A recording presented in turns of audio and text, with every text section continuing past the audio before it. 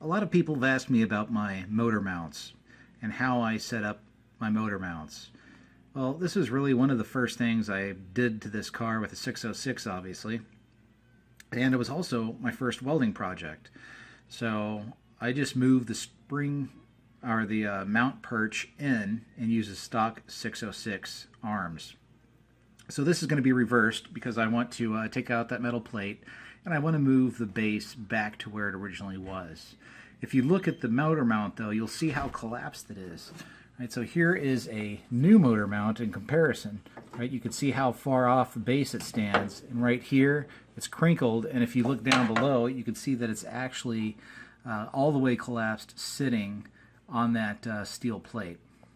So what I'm going to do is follow the lead of somebody in a forum that I found where we fill the backside of the motor mount with rubber so that it has the base it needs. Now if we look at this new mount, you can see that it's actually got a paint coating on it and it has give to it and it will actually crack. So I'm going to abrade the surface. I'm just going to whip out the little air sander. I'm going to try to scuff that and take as much of it out as I can so that I get a solid bond between the new rubber and the old rubber, and then I'm going to take some tape and I'm going to fill in the side holes. So we'll check back in before I actually do the pour. So here we are with the motor mounts, and I wanted to show you what I've done. If you look inside of these, you'll see that I made some cardboard dams, and I wrapped those in some release tape that I use for fiberglassing or carbon fiber work. Now if you look at the bottom, I went ahead and I just filled the void with modeling clay to prevent the dam from moving inside the mount and creating a gaping hole. Now, looking at this rubber, it's thick enough where it's not going to see through real fine holes. Also, I'm using sockets to kind of seal off the area where the bolt will go, and for that I went ahead and I coated the sockets in this easy release, and I got that from Smooth On, just like the rubber kit. This is what I ordered. It's PMC 121/30, and it's their 30 Shore rubber. Okay, so I've got part B, I think it is, in the container. Now it's a 1-to-1 ratio, and this is the part A, which is super thick. So I'm going to go ahead and mix this up, and then I'm going to pour it in the mold, and then we'll come back. Okay, so here we have it. You'll see that this one is pretty clean, no leaks around it. Filled it almost to the top, but not quite. All right, there's a little gap there. It is up to the metal ring though.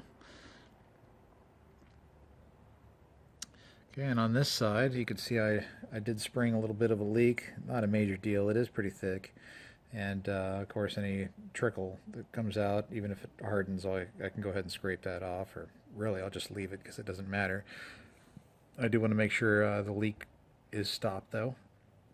And as you can see, again, I stopped just short of that metal ring.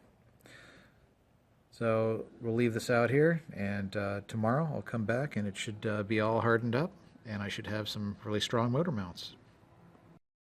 Here's the almost finished product. We have the motor mount. If I turn it over, you can see the urethane Shore 30 that was put in there.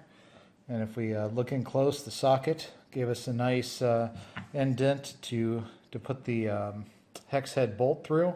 Now what you'll notice, and I don't like, is that there's still a gap here. So what I'm going to do is I'm going to actually put some modeling clay in here, enough just to get the head of the bolt in. Then I'm probably going to drill some indents into the side of the urethane that's there, mix up a little bit more, and I'm actually going to fill it flush with this. That way it's secure on the sides a little bit more, just so it doesn't collapse. Now if I were to do this again, and I probably will end up doing it again, I don't think Shore 30 is stiff enough. Right, if we compare this amount of give to the rubber on the front, there's no comparison. I mean, I can push this down pretty easy, and I'm not building, it is a daily driver, but it's not built for comfort. I'm trying to build my car for speed, maybe a little bit of autocross, if you will. I want it to be a performance vehicle, and I'm willing to give up some comfort to achieve that. So I would go with a higher shore rating, maybe 70 or something like that. Again, I'd want it to be stiff. I don't want it to collapse. I'm lucky it didn't damage my oil pan when my current motor mounts collapsed. But I think this will help out either way, right? Because there's only so far that this can travel down. And if I can try and minimize this gap in here, then hopefully it prevents it from squishing out because it would also be secure to this metal frame. So that's where we stand. That's the process to fill in the motor mounts. Wanting to give credit where credit is due, Mach 4 originally posted in Peach Parts this fix. So this is where I got the idea from.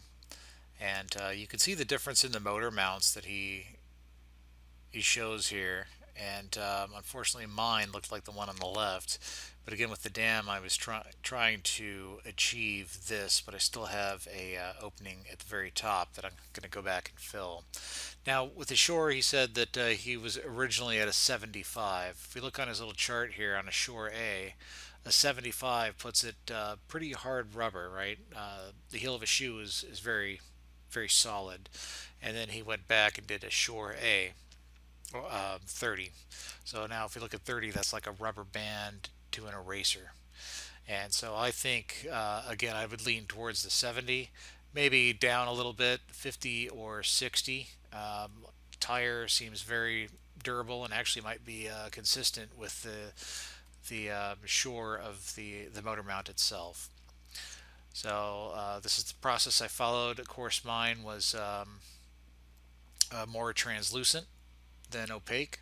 And when I went to Reynolds Advanced Materials, the product numbering was actually the same as Smooth On. So I got my materials from smoothon.com.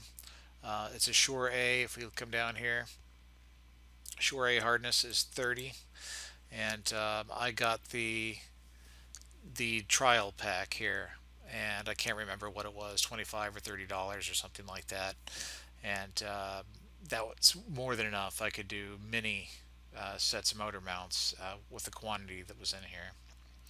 So that's where I stand. Again, Mach 4, thank you for your post.